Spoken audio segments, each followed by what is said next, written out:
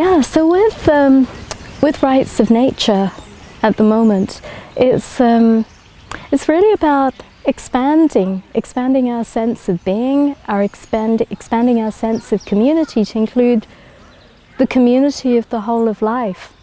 And it's really about encoding that in law. Now, a lot of people may think a topic like rights of nature, that it's a special interest topic, it's a feel-good topic, it's something that's not really that important. But actually it gets right down to the heart of that which creates the fundamental disconnect in our society. In our world today, law facilitates economics. And at the moment, it's facilitating an economic paradigm that enables the destruction of nature. There is a phrase that is used, and this is utility value. Utility value means valuing nature for its usefulness to human beings. And this forms the basic underpinning of our economic system and all of the other paradigms. It comes from a mechanistic worldview, a worldview steeped in science that was discovered about 400 years ago, Newtonian physics, treating everything as separate, discrete objects that are not interconnected. However, systems thinking, system science, the science of whole systems, with quantum physics, we know that form is emptiness, emptiness is form, and that actually energy and matter are interchangeable. We know that everything affects everything else because all things are interconnected. All things are connected. Yet our laws are based on a worldview that says that we are separate from the rest of life. We recognize human rights, but how can we say that we have a right to life when life itself isn't recognized as having a right to life? It's almost as if in this old worldview, human beings exist in a vacuum. Yet we know this not to be true. No nature, no humans. We are nature. So the rights of nature is something really quite fundamental. Without the rights of nature, the rights of humans cannot be sustained. And this is a universal truth.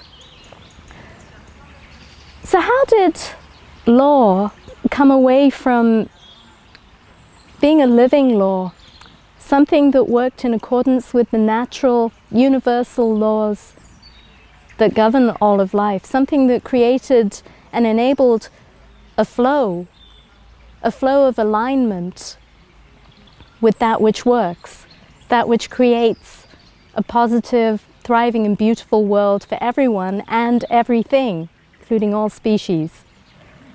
How did we get here so that law was actually facilitating a machine of destruction?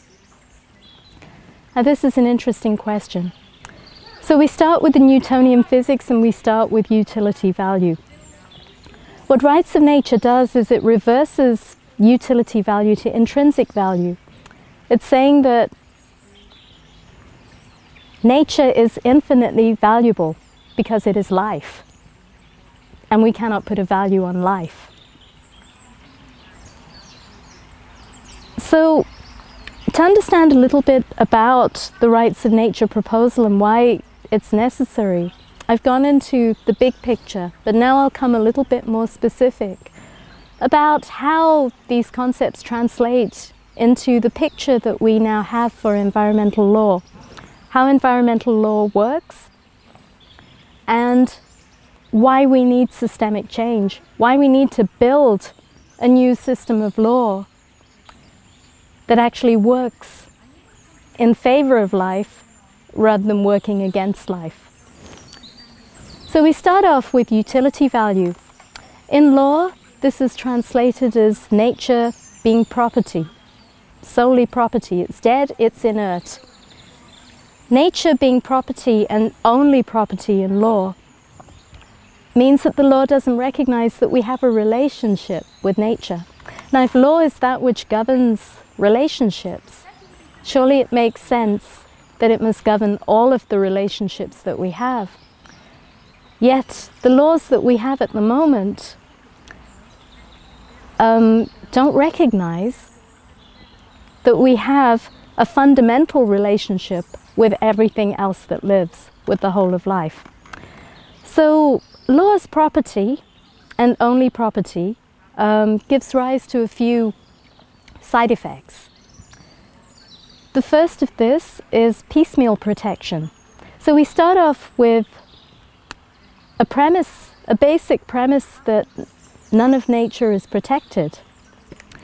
And so what environmental law does is it tries to carve out protections for things that we think need protecting. So the basic premise is that we can use nature for our needs as much as we like, unbridled exploitation. And law tries to put a limit on that by saying, okay, this amount of exploitation is okay, but maybe this isn't, maybe that isn't. And so we've sort of given a VIP status to some species. Yet in a radically interconnected world, how do we know which species are the key species?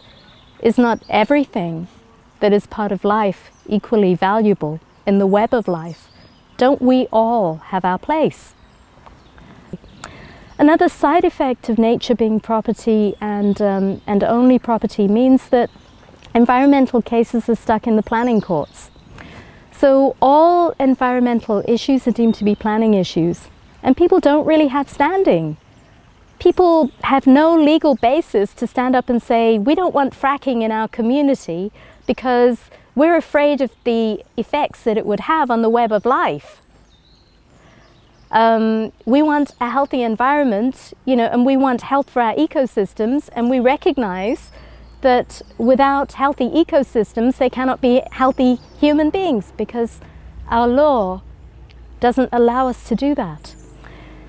If there is an environmental issue, say we're about, our community's about to be fracked, the only thing that we can do is go to our local municipality and put forward an argument that the correct planning procedure hasn't been followed.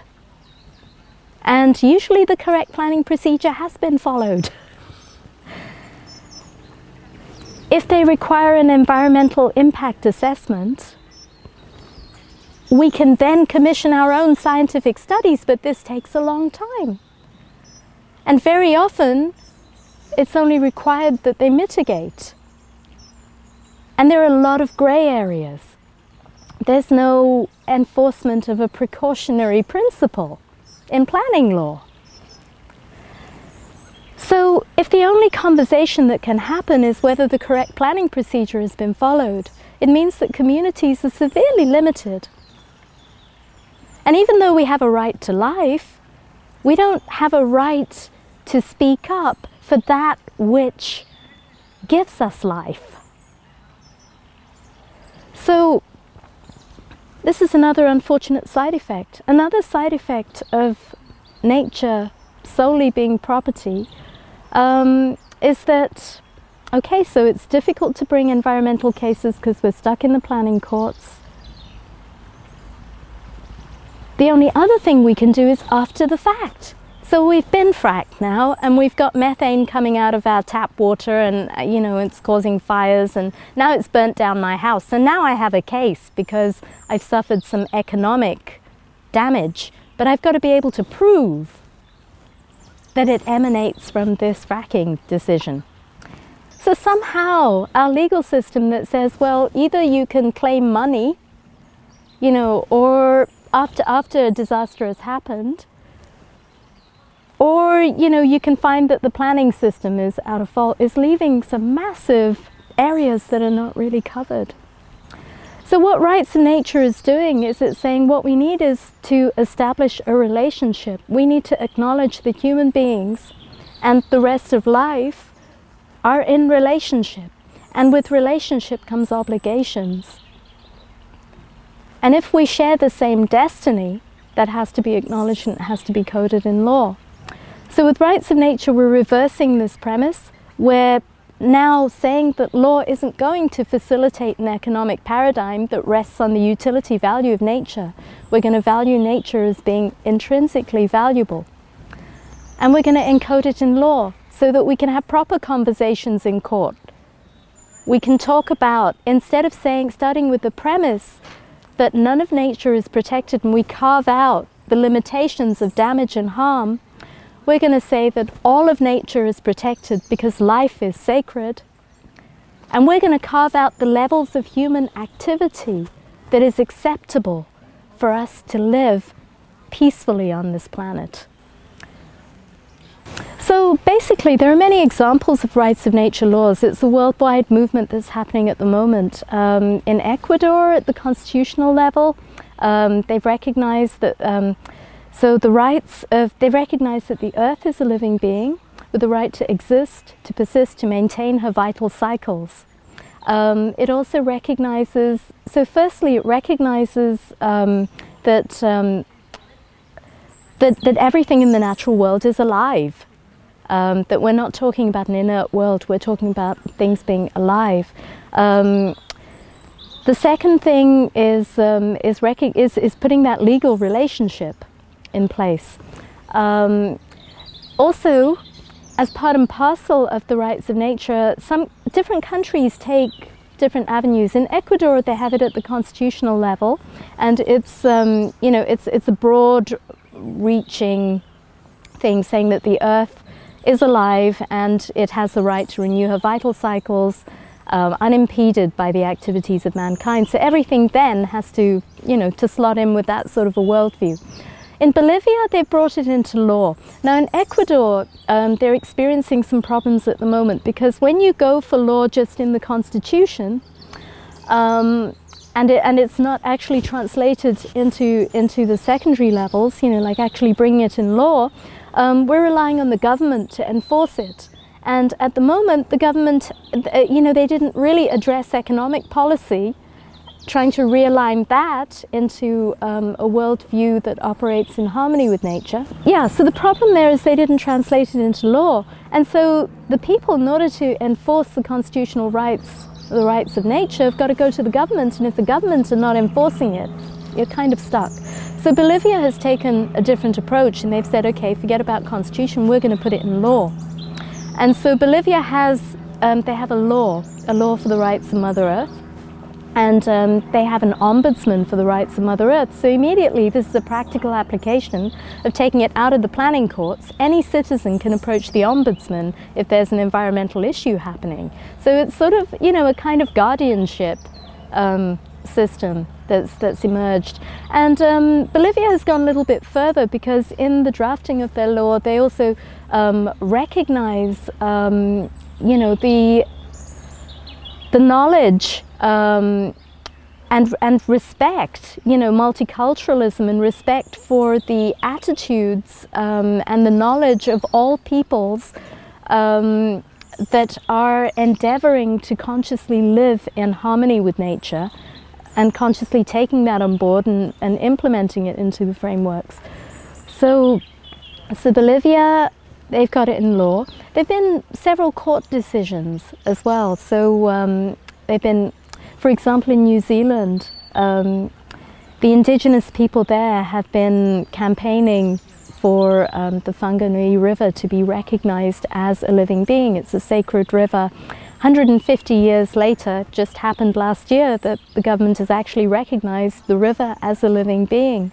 And they've created a system of sort of joint guardianship, as it were, between the council and the indigenous people to be the guardians of the river.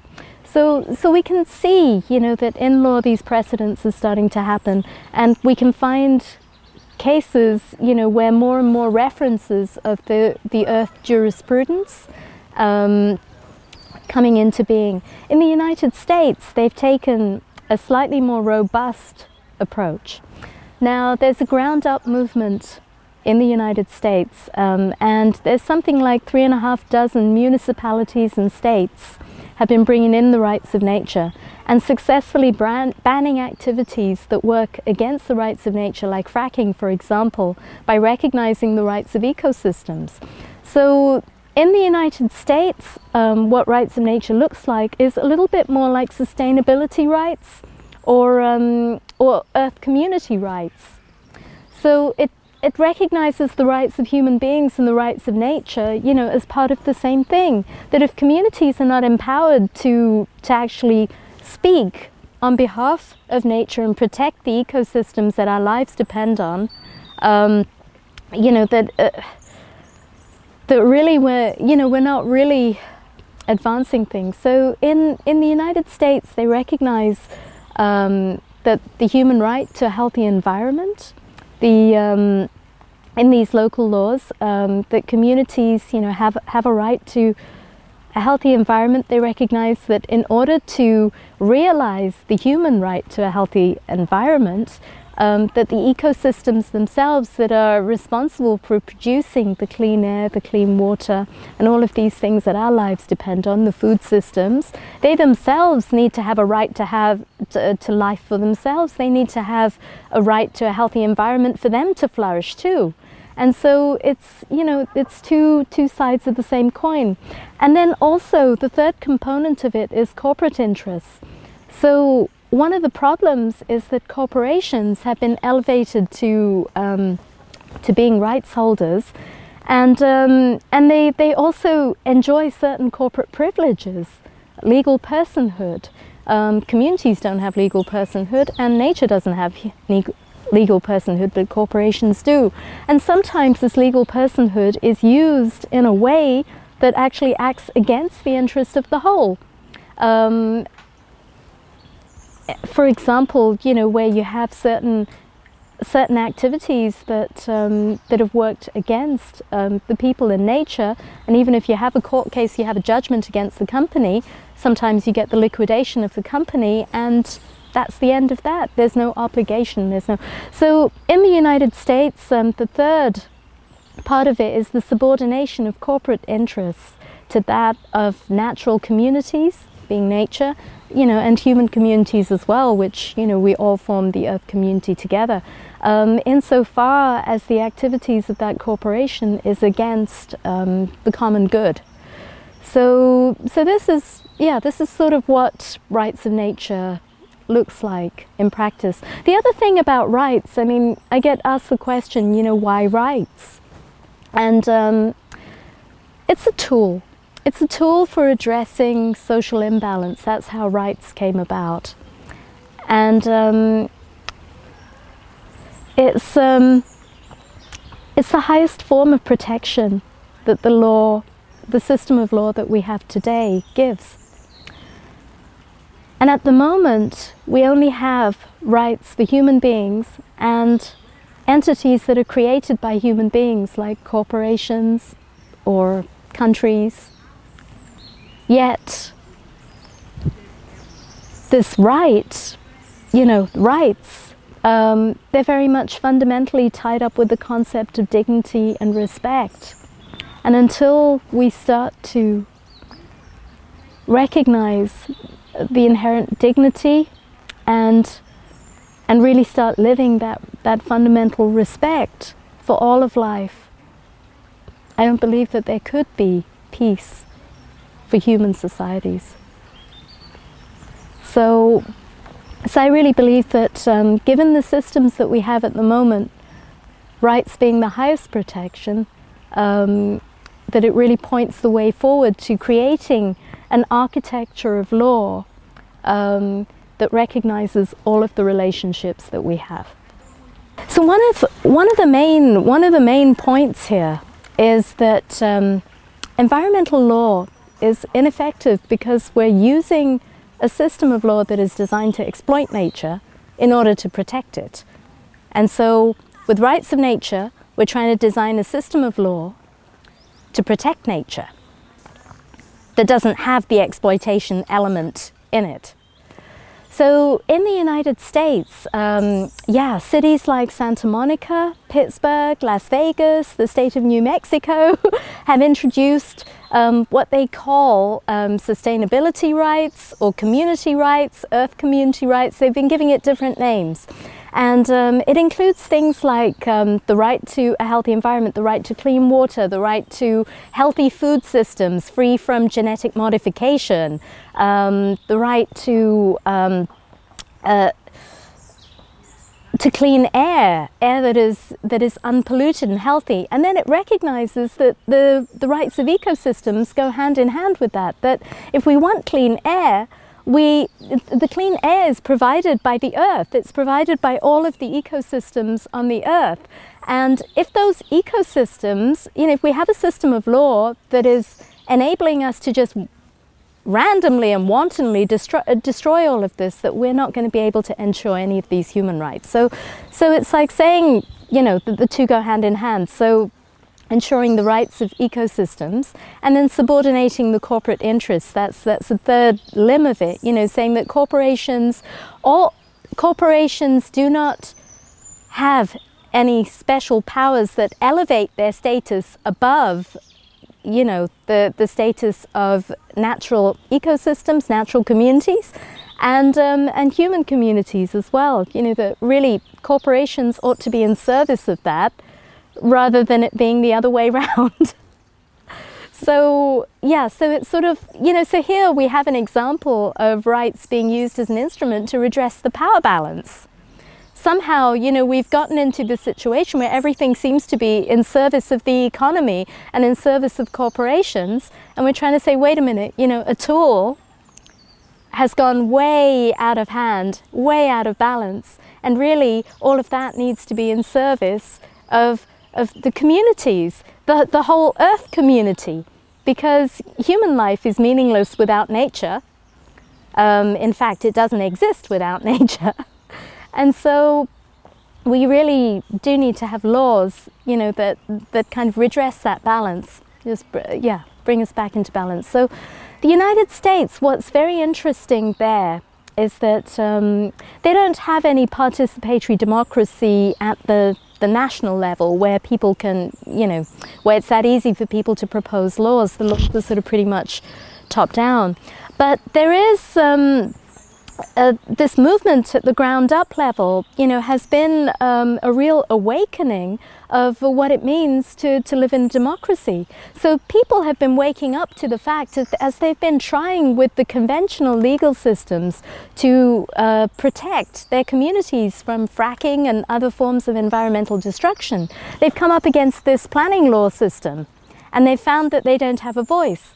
And so they've realized that, okay, if all power is inherent in the people, and we've chosen to give that power to our elected representatives, and our elected representatives are not representing us, but they're representing corporations, then we need to take that power back. And we need to claim that power, we need to make our own laws. And so this is what they've been doing. Communities have been getting together, they've been getting together with people at the local level and saying, look, at the local level, we need to bring in laws that actually work for communities. And this has been quite inspiring. In some cases, they've actually experienced that they'd bring in a law at the local level, and then at the state level, they'd try to overturn it. And they'd try to say that actually, people, you don't have the right to bring in your own local laws. To talk a little bit about what we're doing in Europe. So in Europe, we're bringing a European Citizens Initiative to get the rights of nature or earth community rights recognized in law, pretty much following the US example. So, the human right to the healthy environment going hand in hand with the rights of ecosystems, also to healthy, to health and to life for them. Because it's all part of the same thing. And so, and also the subordination of the corporate interests where they're not acting for the common good. So in the EU we have participatory democracy. So there is a mechanism where people can propose laws. And provided we raise a certain number of signatures across a certain number of member states, then it puts it on the legislative agenda. So because we have these avenues, and there are about 12 or 13 states in the EU that also have it at national level, and they also have regional or local level citizens' initiatives, what we're doing is we're working on all the levels at the same time. So we're putting the proposal on the legislative agenda of the EU, and campaigning to draw attention to, you know, the fact that we need systemic change. That environmental law, where we are now, we have over 200 environmental directives, and yet, you know, we still have people tearing their hair out because their communities are about to be fracked. So law is definitely not working for people, not working for planet, and we need to put the systems in place. So we're putting it, we're raising awareness, putting it on the agenda at the EU level, and also bringing the national campaigns wherever they could be brought. So the national campaigns and the local campaigns. So for example, here in the UK, we're working with citizens from places like Bristol. Bristol's going to be European Environmental Capital, European Green Capital next year. And there are some people there that are very keen to follow the example of cities like Santa Monica that have taken a much more progressive approach to putting in place the systemic changes that need to happen if we're going to realize a more thriving planet for future generations. So, you know, Bristol's one example. Throughout the EU, we also have members of our teams that are working at the local level there too.